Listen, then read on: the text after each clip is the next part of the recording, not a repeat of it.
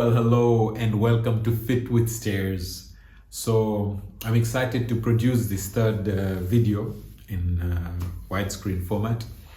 And today I'm just going to talk about a few things with regards to this program and what changes I'm going to make for myself.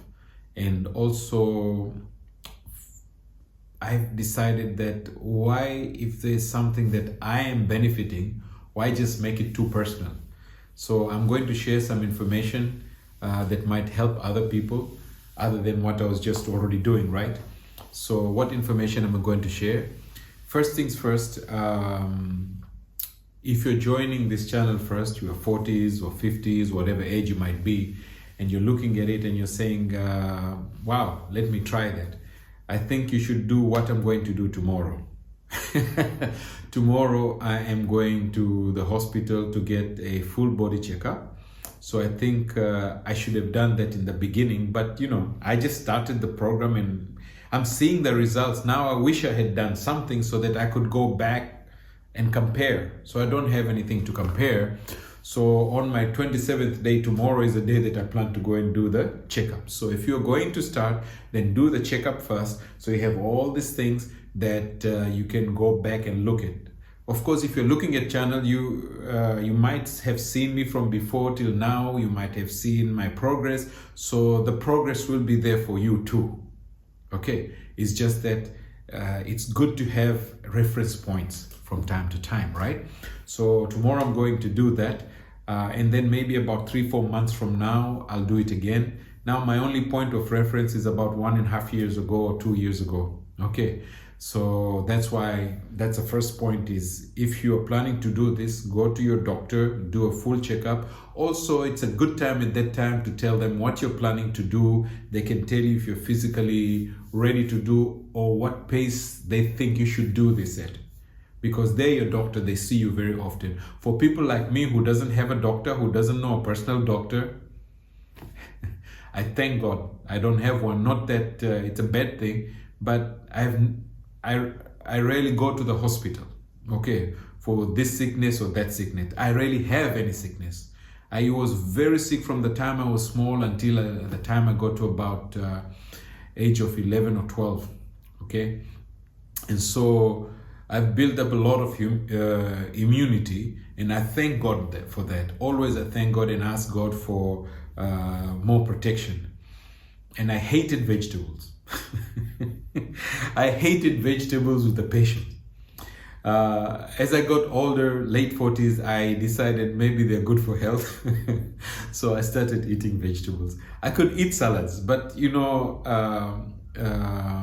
things like eggplants and okras and stuff like that used to be, I just couldn't stand them, And then I found that there were people who prepared them differently and they tasted really good. My wife came up, she looked up at so many other ways to make these vegetables.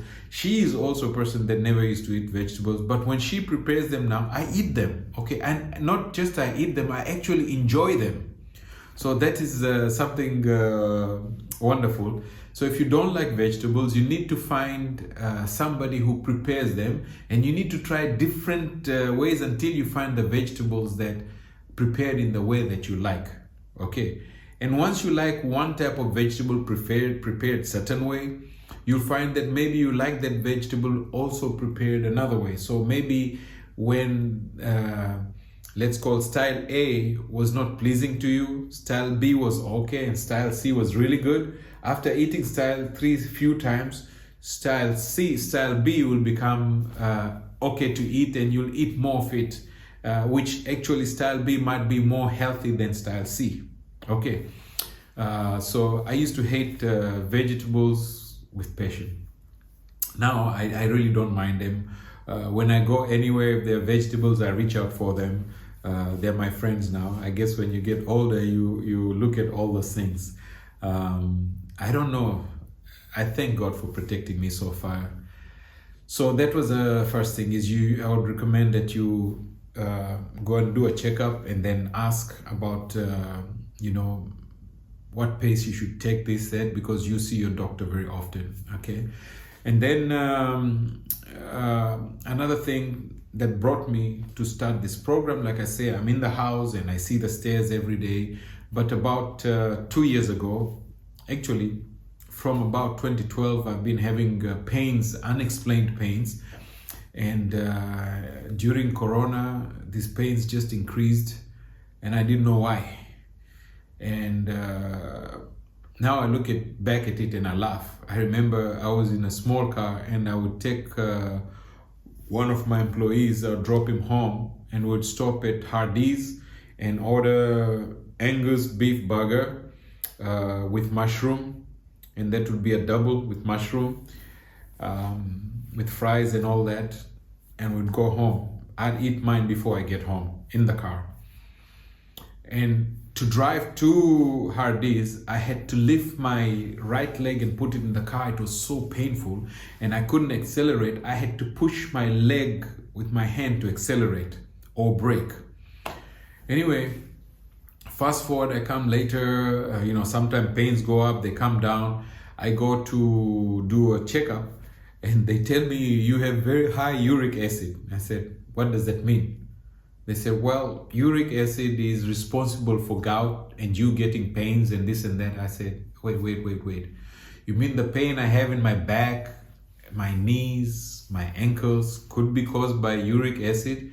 And they said, yeah. I said, I thought gout is when somebody's, fingers swell like that and their toes bent and swell like that. And they said, no, gout could attack you anywhere. So I said, you mean to tell me from 2012 I'm having gout and I don't know it? Wow. So I started backtracking actually as I got better. Now, how did I get better? I went to the hospital and I did this checkup and they told me that this is the issue. The second thing they told me is that you're borderline diabetic. Well, I've been borderline diabetic for almost 30 years. Okay. So I had already seen another doctor who happened to be from the subcontinent, and she said, you're borderline diabetic, but this is normal for people of your ethnic background and our ethnic background, meaning for people of subcontinent and for Africans, it is normal to be borderline diabetics. Why? Because almost all the tests are done in Europe with Europeans. Okay, or people living certain lifestyle that are not our lifestyle. So then we have our measurement, we have to follow them, which are gonna be wrong. It's just like water.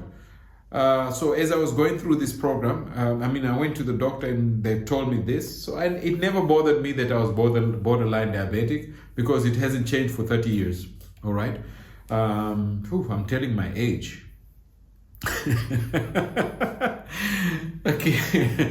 Anyway, from there, I said, okay, I'm going to pretend that I'm actually diabetic. I'm going to pretend that I'm diabetic and I'm going to cut off sugars. At the same time, because of the uric acid, I'm going to cut off meats and So I cut off sugar, I cut off meat, I became a vegetarian, pure vegetarian for 4 months. Well, not pure vegetarian, I was taking chicken franks every now and then, just I needed some meat in my food. And I lost 10 kilos. I just felt so good. And during that process, I started thinking about when this pain started coming. That's when I traced my pain back to 2012. And I started laughing at how we would go to Hardee's with me having uric acid and having gout and then taking a double Angus burger with mushrooms. Mushrooms are like, no. If you have if you have gout, right? And red meat, right? And I was just chomping that down, And now I look at it and I just laugh at what things I was doing, That is very funny. Anyway, so in my process last year, I also discovered that I was fasting for 9 days, like fasting a whole day, not eating anything. And then when I broke my fast, it was during the season when I had a lot of mangoes in my trees outside. So I would eat 3 to 4 mangoes every day when I broke my fast, along with other food.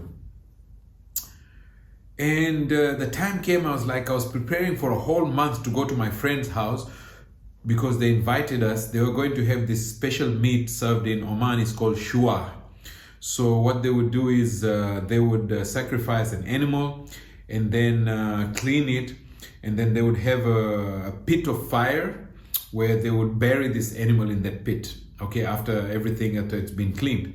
And when that meat came out with the spices, it just falls off the bone. So you wait for that every year, once a year it happens. And I was just like, having been almost on diet from meat for so long, I said, I'm gonna eat that meat. Well, when the day came, I had so much pain and I didn't know where this pain came from. I was not eating meat for a whole month. Come to find out, even some fruits like mango produce uric acid and give you gout. So now what do? I go back and start reading the whole list of things that give you uric acid. Anyway, now I've controlled my meat. I eat meat when I want, which is normally maybe once a week. I don't overindulge, but I eat to enjoy it, okay? I think I know some of you may disagree, and it's okay to disagree, to agree to disagree. I think we are designed to eat a certain amount of meat. Otherwise, we wouldn't have canine teeth and all that. I don't believe we're made from monkeys. Some people do believe that their ancestors are monkeys, and that's okay. Again, we can agree to disagree on these things. So I like to eat some form of meat. I love fish. I say I love seafood, first of all. When I say I love seafood, I mean any food I see, I want to eat. So when I go to visit people, it's a new place, it's new food, count me in, I'm on that. But I love stuff from the sea, okay? Now also I'm careful because of uric acid. I still eat, I sort of control what I eat, but I still eat those things that have uric acid when I feel like I really need to eat them, okay? Because your body tells you you want them. You might be craving it for a week or two, then go for it, okay? You should not completely deprive yourself. As a matter of fact, I was watching a clip from a doctor from Africa, and she said, if you have gout and uric and all this thing, it's not a problem of meat. It's your problem. The organs in your body are malfunctioning. You need to do something about fixing those organs. So what they're telling us, when they tell you don't eat meat, don't do this, what they're telling you is that that organ is malfunctioning, so don't eat. They're not telling us fix that organ so that you can be normal again. All right?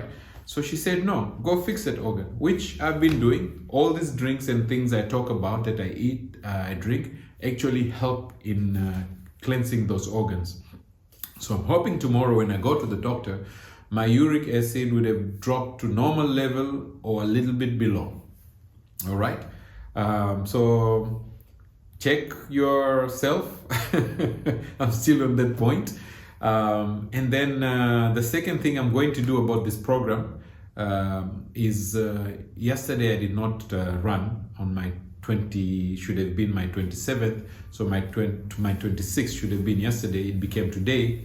So tomorrow is my 27th.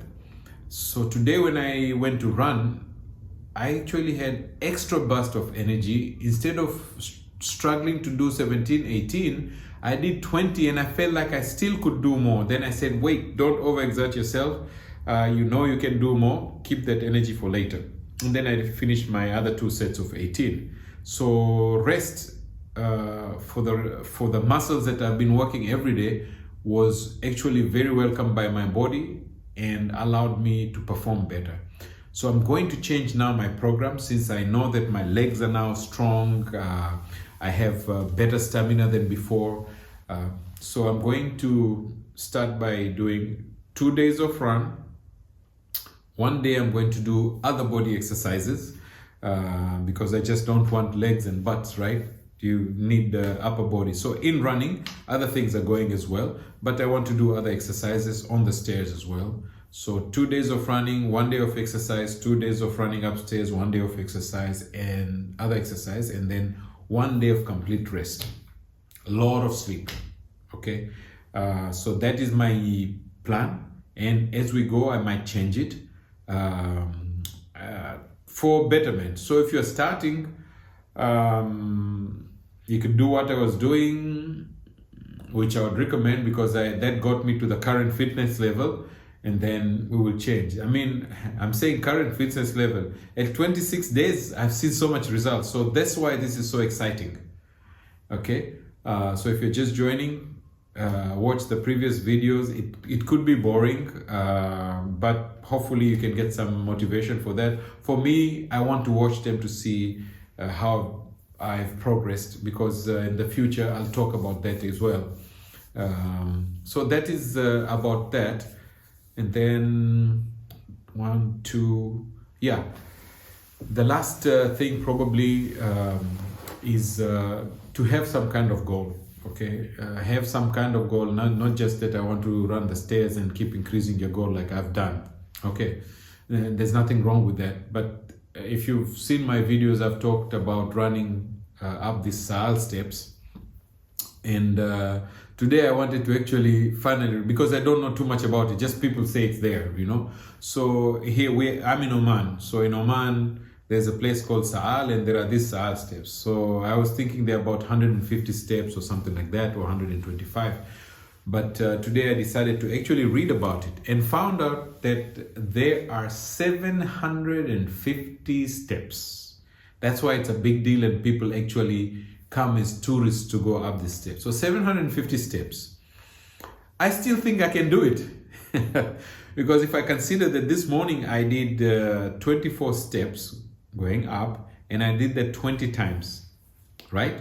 So that's 480, you'd say.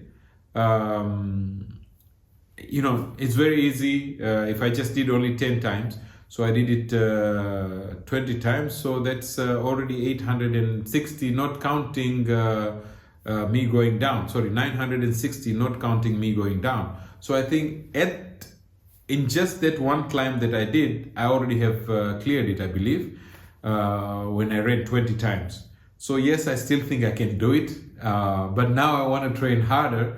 I want to make sure that when I reach to the top, I am not like profusely sweating and breathing crazy. I should just feel like as if it was a natural thing. So I'll still revamp my exercises, my runs, to get to be in better shape. And then when I go to any place that has steps, I will challenge myself before going there to be in best shape to do the steps. Obviously, first of all, better than me if I've been there before. But if somebody else has done it, I want to do better than them, regardless of what their age or when they did it or what their physical status was. Okay, so that is the last thing, is to have goals. Because when you have a goal, you work towards it and to achieving it. Once you achieve that goal, you put another goal. So my goals, for me, climbing here, I went from just climbing 5 times and wanting to do 10 times, and I reached it, wanting to do 15 times, and I reached it. That is 15 times and then take rest, 15 times, take rest. So I've already crossed that. Now I'm getting to 20, right? And I talked before wanted to do 30. I believe when I do 30, that would have got me really where I want to be and moving on. Yeah, one thing I want to share. So I've had these Michelin things, you know, love handles. They've been growing over a while. And so normally when I walk, right, I used to feel them.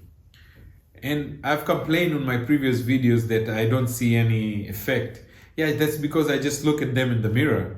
But when I was walking this evening, I went to pray, and when I was walking, wearing the same thing, I actually did not feel my arms touching, which means they actually have gone in. So my Michelin tire is being deflated slowly. So that is exciting to me. It's exciting. That means that what I've done in 26 days has had so much impact on me already. And so I'm just so excited to move on, triple the time and see what else has happened. And with the change of exercises, I feel like I'll be doing even better. All right. So if you're just joining me, thank you for joining me. And let's get this started. If you're starting, otherwise, let's just keep going. Take care. See you around.